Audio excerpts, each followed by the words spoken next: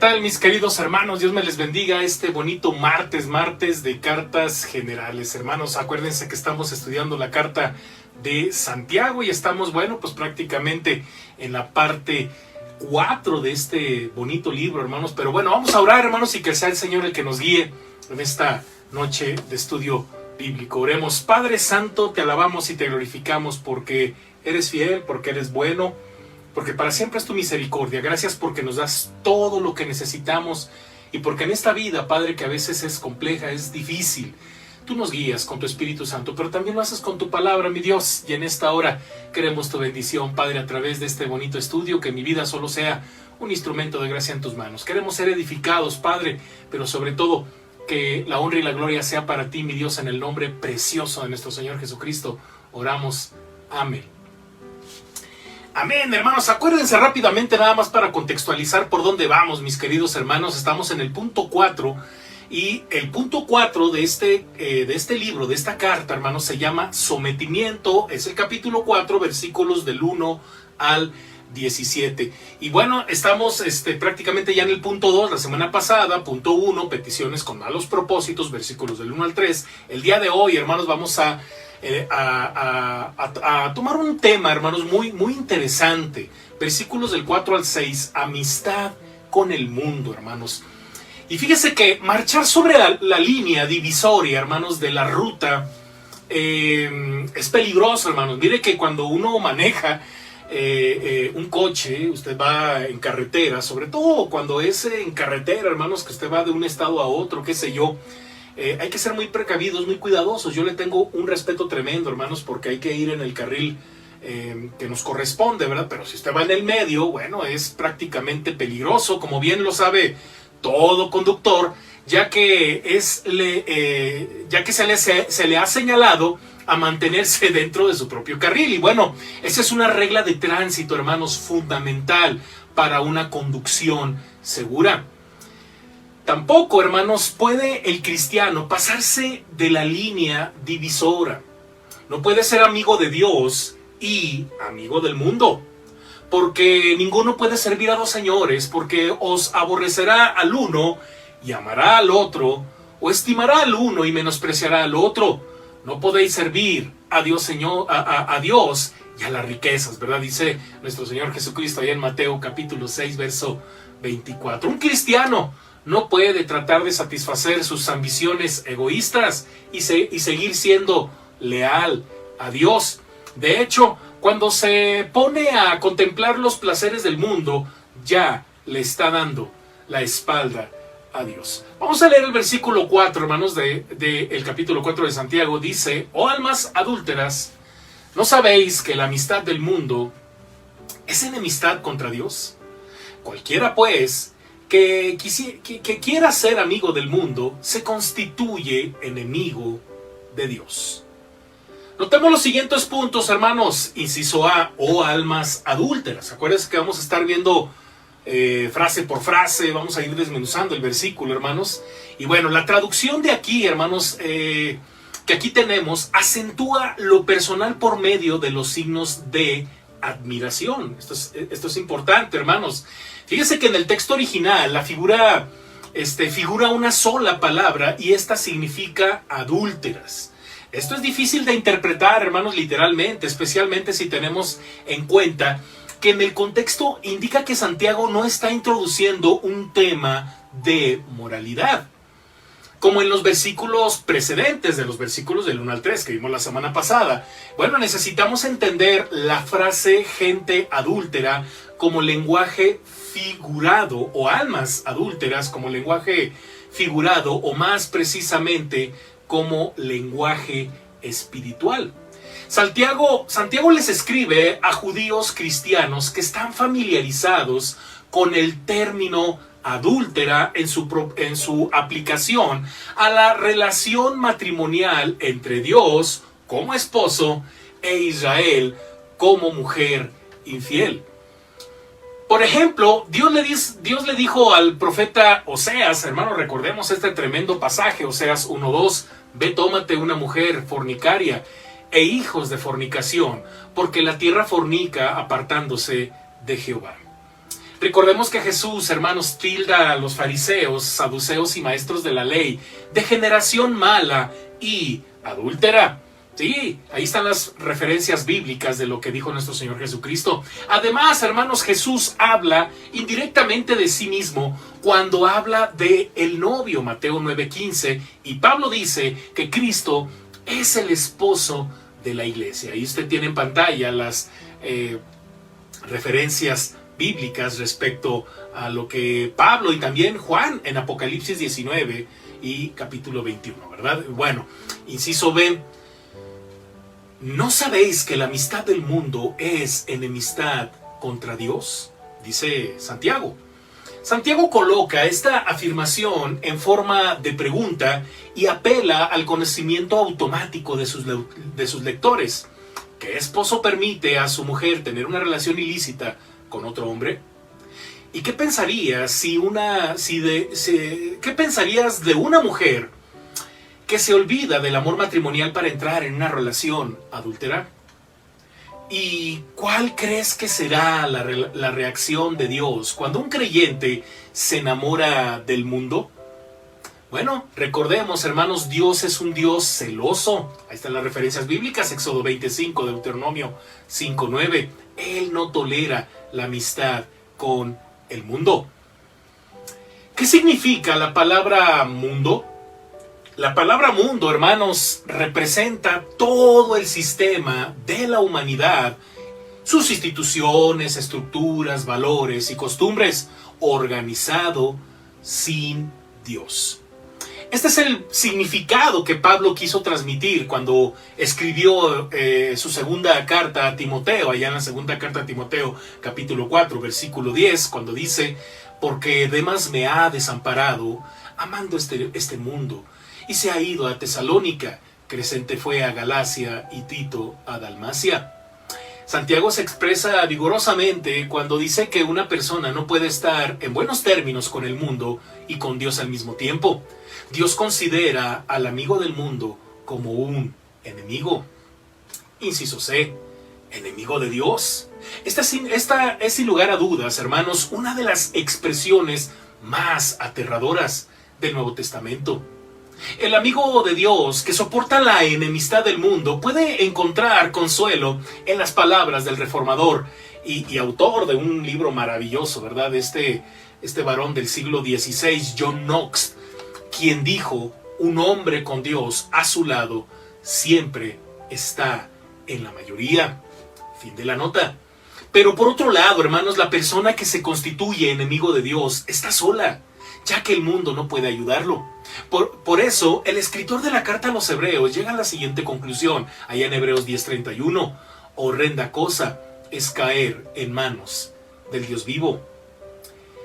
¿Quién es enemigo de Dios, hermanos? ¿Quién es enemigo de Dios? El cristiano ha sido puesto en el mundo, aunque sin ser del mundo, como el Señor Jesucristo lo dice allá en Juan capítulo 17, 16 y 18. Y el apóstol Juan advierte lo siguiente, y en su primera carta, capítulo 2, versículo 15: no améis al mundo, ni las cosas que están en el mundo. Si alguno ama al mundo, el amor del Padre no está en él. Cuando una persona, hermanos, se inclina intencionalmente al mundo para hacerse parte del mismo, ha hecho una elección consciente de rechazar a Dios y las enseñanzas de su palabra. Aunque déjeme decirle, hermanos, que aquí hay una situación muy compleja, sobre todo con muchos cristianos que han sido evangelizados, han sido llevados a la iglesia, pero no han sido discipulados o no han sido constantes en su crecimiento doctrinal. Por lo tanto, no conocen bien a Dios. Por eso, con mucha facilidad se pueden desviar de las enseñanzas de su palabra. No sé, tampoco se les está justificando, hermanos, pero el hecho de hacerse parte del mismo, el individuo ha hecho una elección consciente de rechazar a Dios, hermanos. Así es. Por lo tanto, cualquiera que escoge deliberadamente, como ya dijimos, a favor del mundo y contra Dios, se encontrará con Dios como enemigo. Versículos 5 y 6. ¿O pensáis que las escrituras dice en vano, que la escritura dice en vano, el espíritu que Él ha hecho morar en nosotros nos anhela celosamente? Pero Él da mayor gracia. Por esto dice: Dios resiste a los soberbios y da gracia a los humildes. Santiago va a las Escrituras para probar lo que acaba de decir. Él deja que Dios hable para establecer la verdad del asunto. Pero, ¿qué creen, hermanos? Hay una dificultad. Y es que de las dos referencias que Santiago cita, o que aparentemente está citando en estos dos versículos, solo podemos identificar la segunda, la del versículo 6, hermanos. Esa se encuentra en Proverbios 3:34. No tenemos, hermanos, ninguna referencia bíblica clara para la cita en el versículo 5. Y por esta razón vamos a ver lo siguiente, hermanos. Inciso A, origen. El hecho de que no logremos ubicar el origen de esta cita no debe de sorprendernos, hermanos. Mire que en otros pasajes del Nuevo Testamento encontramos citas similares que no tienen origen preciso en las Escrituras. Y una sola mención bastará. Mateo, por ejemplo, hermanos, cuando escribe acerca del regreso de José, María y Jesús a Nazaret, dice lo siguiente, Mateo 2:23, para que se cumpliese lo que fue dicho por los profetas, que habría de ser llamado Nazareno. Sin embargo, hermanos, el Antiguo Testamento no da ninguna pista acerca del origen de esta profecía. Los expertos, hermanos, han hecho muchas sugerencias acerca de la fuente de la cita del versículo 5 de Santiago. De hecho, también este mismo comentario aplica, ¿verdad? Estos comentarios aplican con otros versos como el que le acabo de mencionar de Mateo capítulo 2. Y bueno, uno de ellos sugiere, uno de estos expertos sugiere que las palabras vienen de una combinación, fíjese bien, de textos de Génesis 6:3, Génesis 8:21 y Éxodo 23 y versículo 5, que habían adoptado una formulación característica. Otros piensan, hermanos, otro piensa que la cita ha sido tomada de un pasaje de la Septuaginta, hermanos, con el cual ya no contamos. Tomemos en cuenta un detalle, hermanos, cuando hablamos de la Septuaginta, esa es la famosa Biblia hebrea traducida al griego, o la famosa llamada Tanaj, que de alguna forma, hermanos, los libros no estaban separados como nosotros los tenemos. En ellos se cuentan solamente 24, pero tomen en cuenta, hermanos, que por ejemplo, el último libro de lo que era la Biblia hebrea, estamos hablando de primero y segundo libro de Crónicas, pero en la Tanaj, hermanos, está junto. Y así otros libros, hermanos, que usted y yo, que incluso ya no los tenemos. Otro opina, hermanos, que las palabras citadas provienen de un libro apócrifo. ¿Se acuerda, hermanos, cuando estuvimos estudiando por ahí algunos pasajes, algunos versículos del libro de Judas, que por cierto es medio hermano, ¿verdad?, de Jesucristo y hermano de Santiago, y estos tienen influencia de otros libros considerados como apócrifos. Pero fíjese bien, hermanos, hay una cuarta sugerencia que sostiene que la expresión las escrituras o la escritura, bueno, que está en el versículo 5, tiene que ver más bien con la cita del Antiguo Testamento que encontramos en el versículo 6. Pero, hermanos, miremos por donde miremos una búsqueda de una respuesta a este tema del origen, el resultado es siempre lo mismo. No sabemos, hermanos. Inciso B, traducciones. Mire que, dado que los manuscritos, hermanos, porque esto ya lo hemos comentado, los manuscritos antiguos carecen de signos de puntuación, los traductores, hermanos, deben de determinar si una oración es una afirmación o una pregunta. He aquí un ejemplo, hermanos, de una traducción que formula el pasaje como pregunta. Ojo, hermanos, usted lo tiene ahí en su bosquejo. ¿O pensáis que la escritura habla en vano? Y hasta ahí, hermanos, si se cierra el signo de interrogación. Y luego continúa el versículo. El Espíritu, que hizo su morada en nosotros, nos anhela celosamente, punto. Pero Él nos da más gracia porque dice, Dios se opone al soberbio, pero concede gracia al humilde. Sin embargo, hermanos, esta traducción ocasiona más preguntas de las que contesta. Mire que otro problema, hermanos, que encuentran algunos comentaristas es la traducción de la palabra espíritu. Aquí algunos se preguntan, ¿se refiere esta palabra al espíritu humano o al Espíritu Santo?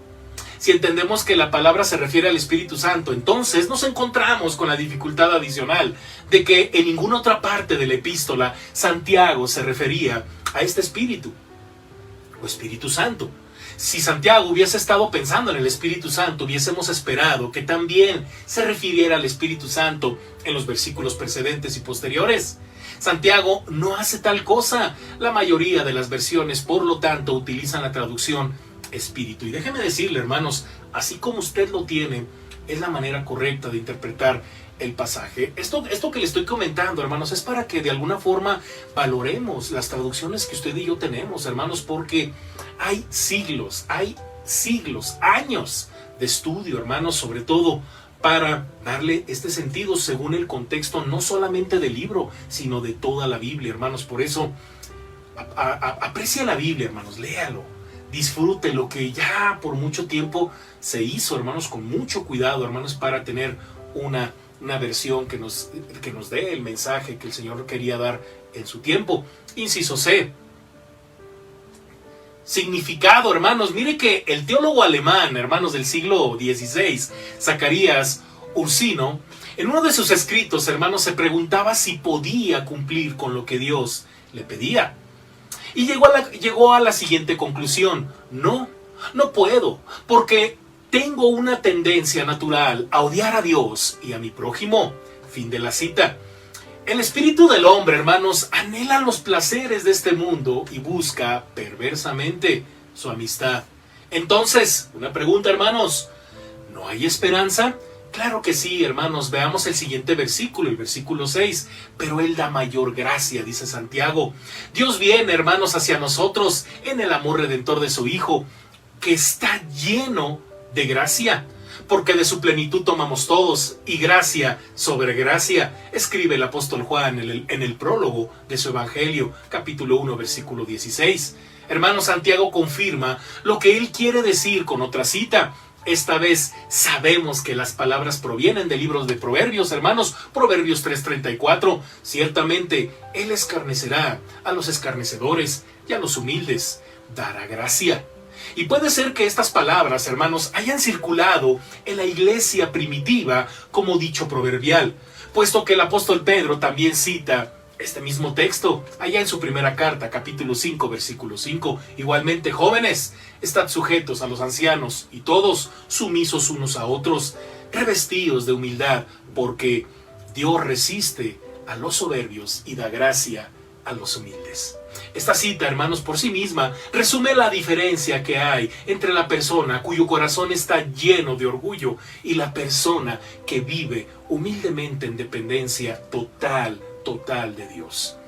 Dios odia los ojos altivos, hermanos, dice Proverbios 6:17, y detesta a aquellos que tienen un corazón orgulloso, Proverbios 16:5. El orgullo, hermanos, ocasiona contiendas, según Proverbios 13:10, y lleva a la destrucción, Proverbios 16:18. Dado que Dios resiste al soberbio, el creyente, hermanos, debe aprender a odiar el orgullo y a revestirse de humildad. Dios, sin embargo, estimará a la persona, aquel que es pobre y humilde de espíritu y que tiembla a mi palabra, lo que dice Isaías 66, versículo 2. Algunas consideraciones prácticas, hermanos, de lo que hemos hablado. Las personas mundanas se aman a sí mismas y a los placeres de este mundo. Su corazón está lleno de orgullo y esto le hace indiferente a Dios y a su palabra. Aunque participa de los cultos de la iglesia local y toma parte en las devociones familiares, se niega a acercarse a Dios de manera personal porque sabe que Dios condena su orgullo. La gente orgullosa, hermanos, tiende a ser amiga del mundo porque sabe que no es de Dios, sino el mundo, hermanos, quien satisface su orgullo. En contraste con esto, hermanos, la gente humilde se da cuenta de que depende completamente de Dios. Ellos están agradecidos porque Él les provee de una gracia abundante que llena sus corazones hasta el punto de rebosar. El orgullo impide la gracia, hermanos. Si un paciente rehúsa tomar la medicina prescrita por el médico, nunca se recuperará. Si un hijo rechaza el sabio consejo de sus padres, puede esperar problemas. El orgullo entra en el corazón humano porque el hombre se mide con medidas humanas y no con las medidas de Dios. Hermanos, el creyente vive en una comunión constante con Dios, que desea hacer la voluntad de Dios en todas las cosas y que demuestra el amor del Señor Jesús. Es quien recibe gracia abundante de Dios. Oremos. Padre, gracias te damos por este bonito estudio, Padre, por estos pasajes maravillosos, mi Dios, que de alguna forma nos hablan directo a nuestra mente, a nuestro corazón, a nuestra conciencia, a nuestras decisiones, Padre. Gracias, Dios, por decirnos lo que sientes, lo que piensas acerca de aquellos que aman el mundo. Perdónanos, Padre, si de alguna manera nos hemos dejado llevar con tantas corrientes que hay en este mundo. Permítenos ser una iglesia que te ama a ti, mi Dios, y que odia y rechaza el orgullo. Porque, Padre, queremos ser como tu Hijo, Jesucristo. Queremos agradar tu corazón, queremos hacer tu voluntad, queremos demostrar con toda nuestra vida que amamos tu palabra, porque en ella vivimos y ella nos edifica, ella nos vivifica, y porque no solo de pan vive el hombre, sino de toda palabra que sale de tu boca. A ti sea la honra y la gloria, Padre, y gracias por este mensaje en el nombre de Jesús. Amén. Dios me les bendiga, mis amados hermanos. Los espero el día de mañana, si Dios nos lo permite, al punto de las 7 de la noche en nuestro estudio Lo que Creemos. Hermanos, acuérdense que estamos meditando en el bautismo cristiano. Posteriormente estaremos hablando acerca de la Cena del Señor. También lo espero hermanos, el día jueves a las 8 de la noche. Predicamos un sermón evangelístico. Hermanos, ore por un servidor. Y el día viernes lo espero en el culto de oración unido por Facebook a las 6 de la tarde y repetición por YouTube. Hermanos, no se deje de conectar a sus grupos de oración. Hermanos, no se deje de conectar a sus departamentos. No deje de diezmar, no deje de ofrendar, no deje, hermanos, de participar en el reto príncipe. Hermanos, Dios me les bendiga, reciban un fuerte abrazo. Hasta la próxima, hermanos. Bye.